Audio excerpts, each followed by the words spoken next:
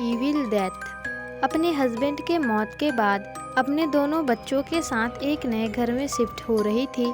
17 साल के अपने बेटे क्रिस और 9 साल की अपनी बेटी जिनी, दोनों से ही सूजन बहुत ही ज़्यादा प्यार करती थी।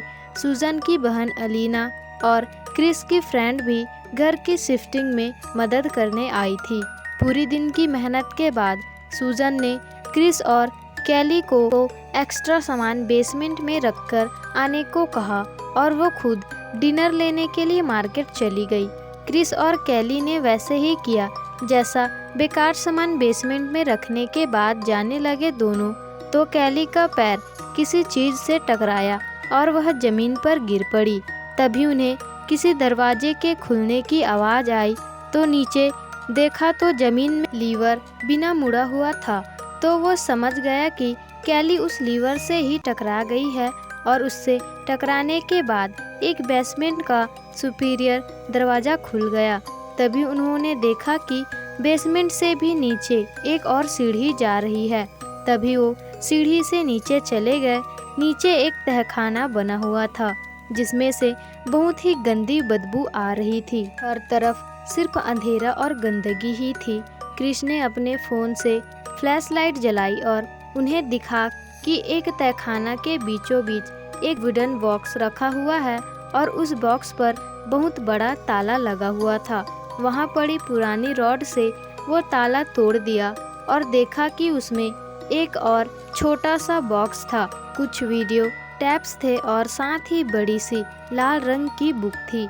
कैली हिस्ट्री की स्टूडेंट थी और इसलिए वो देखते ही और भी एक्साइटमेंट हो गई।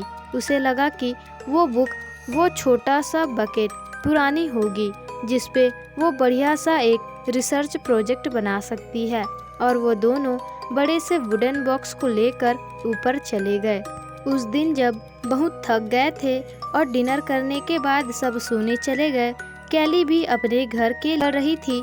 लेकिन क्रिस ने कहा कि तुम्हारे जाने से पहले मैं उस बॉक्स को एक्सप्लोर करनी चाहिए। वो दोनों क्रिस के रूम में गए और बॉक्स में रखी टेप्स को चलाने लगे तो उन्होंने देखा कि उसमें एक लड़की को पेड़ से बांधकर टॉर्चर किया जा रहा था और उसके पिता भी वहीं पर थे और वो लड़की उसके पिता को बार बार पुकार रही थी। देखते ही देखते उस लड़की के बाप ने उस लड़की को आग लगा दिया जिंदा ही, और वो लड़की पेड़ से बंधी जिंदा ही जल गई। और उसे देखकर वो चौंक गए और तुरंत ही उस टेप को प्रोजेक्ट से निकाल दिया।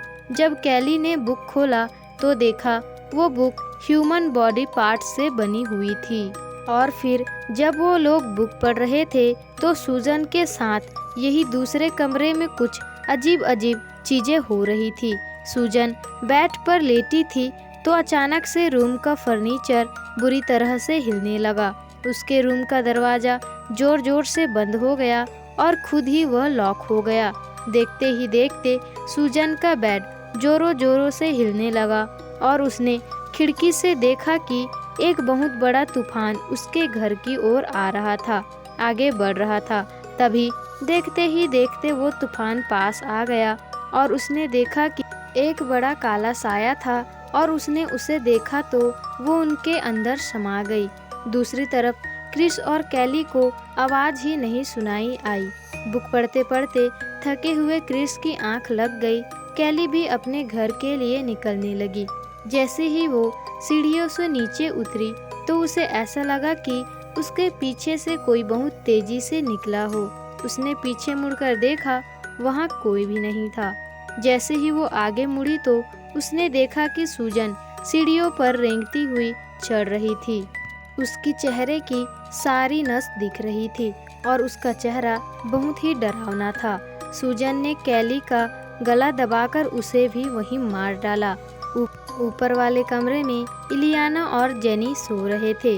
जब इलियाना को हॉल से कुछ अजीब सी आवाज़ आई तो उसने अपने रूम से निकलकर देखा और उसके पैरों तले से जमीन खिसक गई। सूजन मरी हुई कैली का गर्दन की मांस खा रही थी। तभी सूजन की नज़र इलियाना पर पड़ी। उसे देखते ही इलियाना दौड़कर अपने रूम की तरफ गई और अपना रूम का दरवाज़ा लॉक कर लिया। इलियाना ने जिनी को उठाया और कहा, तुम्हारी मॉम को कुछ हो गया है। इलियाना थोड़ा सा रूम का दरवाज़ा खोलकर देखा तो सूजन वहीं नहीं थी। तभी इलियाना जिनी को पकड़कर भागने लगी। तभी दरवाजे पर सूजन ने इलियाना पर हमला कर दिया और उसका गला पकड़ ली और इलियाना ने जिनी को कहीं भागकर छुप जाने को कहा और सूजन उस पर हमला करने लगी थी। तभी क्रिस उस पर कांच का गिलास उसके सर पर फेंक कर मारता है और वो जानता था कि जिस पर हमला किया है वो उसकी माँ थी। 1 मिनट के लिए सूजन बौखला उठी और अचानक उसके मुंह से एक काला साया बाहर आया और हवा में गायब हो गया और फिर सूजन एकदम से नीचे गिर गई।